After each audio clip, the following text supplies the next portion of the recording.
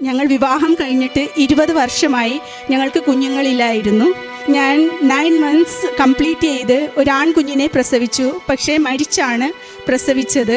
അതിനുശേഷം 6 പ്രാവശ്യം മിസ്കാരേജും 4 പ്രാവശ്യം DNCയും 3 പ്രാവശ്യം ലാപ്രോസ്കോപ്പിക് സർജറിയും 2 പ്രാവശ്യം ഹിസ്ട്രോസ്കോപ്പിയും 1 പ്രാവശ്യം അമൃത ഹോസ്പിറ്റലിൽ IVFും ചെയ്തു.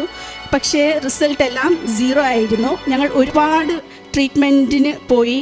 ഞങ്ങളുടെ കയ്യിൽ 22 ഡോക്ടേഴ്സിൻ്റെ ഫയലുണ്ട്. ഡോക്ടറിന് ഒന്നും ചെയ്യാൻ സാധിക്കുകയില്ല എന്ന് മനസ്സിലായി. അങ്ങനെ 2022 ജൂലൈ 11 ഞങ്ങൾ കൃപാസനത്തിൽ വന്ന് ആദ്യമായി ഉടമ്പടി എടുത്തു. വീണ്ടും ഉടമ്പടി പുതുക്കി. ആ പ്രാവശ്യം ബഹുമാനപ്പെട്ട ജോസഫച്ചനെ കാണാൻ ഞങ്ങൾക്ക് അവസരം കിട്ടി. അച്ഛൻ ഞങ്ങൾക്ക് മാതാവിൻ്റെ മെഡൽ തന്നു. അച്ഛൻ ഞങ്ങളുടെ തലയിൽ കൈവച്ച് പ്രാർത്ഥിച്ചിട്ട്, നിങ്ങളുടെ രക്തത്തിൽ പിറന്ന കുഞ്ഞ് നിങ്ങൾക്ക് ജനിക്കും, നിങ്ങൾ സാക്ഷ്യം പറയാൻ വരണം എന്ന് പറഞ്ഞു.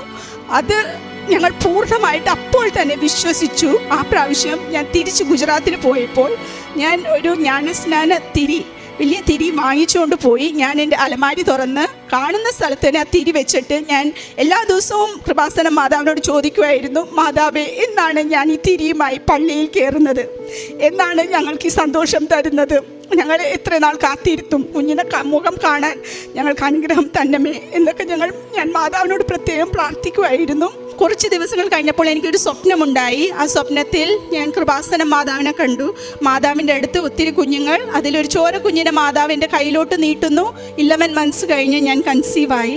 അങ്ങനെ അഡ്മിറ്റായി. 3-ാം ദിവസം ഏപ്രിൽ 23 12:10 സുഖപ്രസവമായി ഞങ്ങൾക്ക് ആരോഗ്യമുള്ളൊരു ആൺകുഞ്ഞിനെ മാതാവ് തന്ന് അനുഗ്രഹിച്ചു.